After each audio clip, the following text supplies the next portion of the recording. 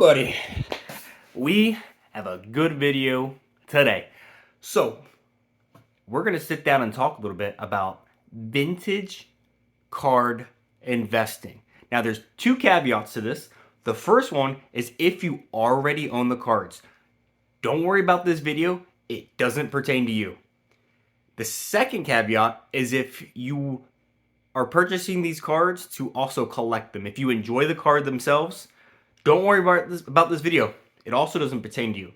Now, everybody else who's watching, this pertains to you. So vintage Pokemon cards, right? We all know them. The base set, Shadowless, first edition Charizard. Holy grail of cards. Okay? Now, I don't think vintage cards are going to be so good in the future. And I'll give you a few reasons why.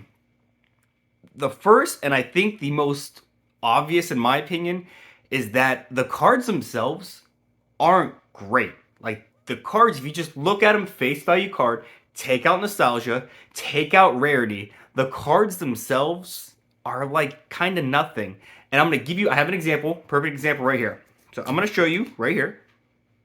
See this? Somebody who may not know the TCG may look at this and be like, oh, that's just a war turtle. Like, okay, that's a card, right? So somebody who's into the game, you would see that it's a base set, Shadowless, first edition. You probably want a little bit more, just because it's a base set, Shadowless, first edition. Now let me show you a second card. Mewtwo, alternate art. Now you can't lie to me and tell me that this card looks better than this card. And the only reason why you want this card is because, one, it's rare, which makes sense. You want cards that are rare. That by itself gives it value. But because it's a Shadowless base set first edition, it's old and it's rare. You're not getting this because you think that War Turtle looks cool. It's nostalgic. Everyone recognizes this. This card is better looking. So much better looking. It's not as rare, sure, but this card is better. Now, the reason why I bring that up is because, well, the people who, in my opinion, who are buying these vintage cards are people who grew up during the time when Pokemon was coming out and released. I'm going to date myself a little bit. I was born in 92. The card game was released in 98. I was 6. I grew up, my first video game ever was Blue version on the Game Boy Color. And that's been my life, has been growing up. So this card has so much more to it than just a War Turtle. It's childhood. And that's important for me, but guess what? The newer generation doesn't have that. They don't remember this. They don't know what this is. They just see an old card. This is what the new generation sees. Now, the reason why vintage has gone up, and it will probably continue to go up, don't get me wrong, I'm not saying that vintage is not going to continue to grow. Like I said, if you already own these cards, keep them. Keep them. They will still go up. But you don't want to buy new ones of these thinking that you're going to make a lot of money on them. And that's because the people who grew up with those vintage cards, they now have the money to buy those cards if they want to. And guess what? In a few years, I'm not sure how, what generation it starts to become irrelevant to them. But, you may see maybe another 5 years, maybe of good growth for these vintage cards.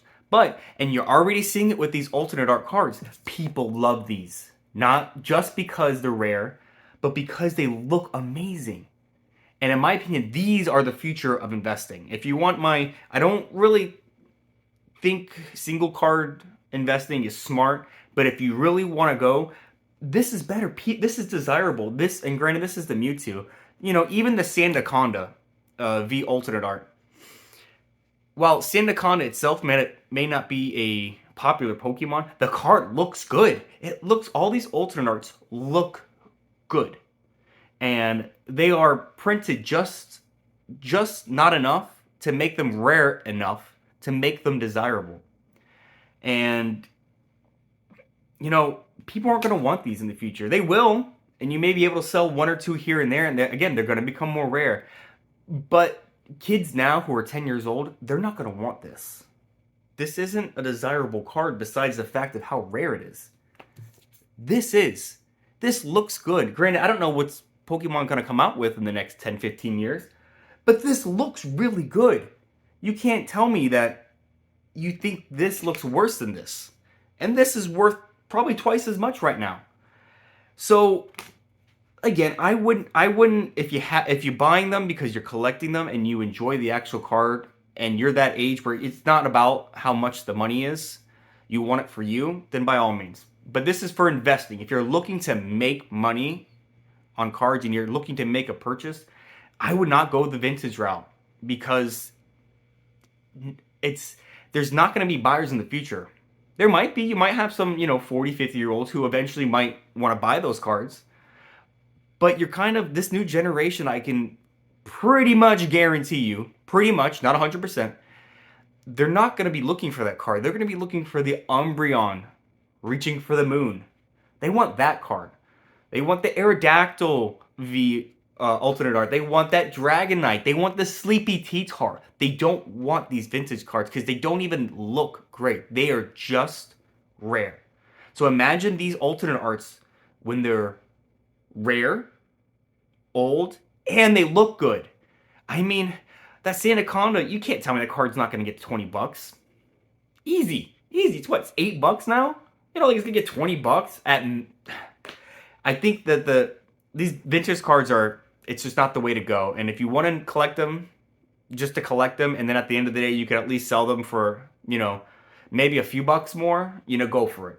But if you're looking to make some money, don't go vintage. Because you're not going to make money. And you're going to sit there, and vintage cards take those huge hits and huge bust. And it's just going to be an emotional roller coaster to watch that. Just don't do it. Just stay away from them.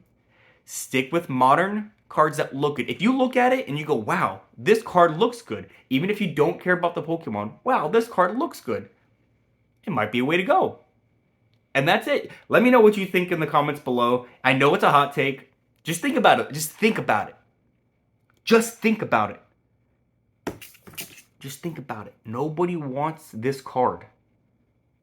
Nobody.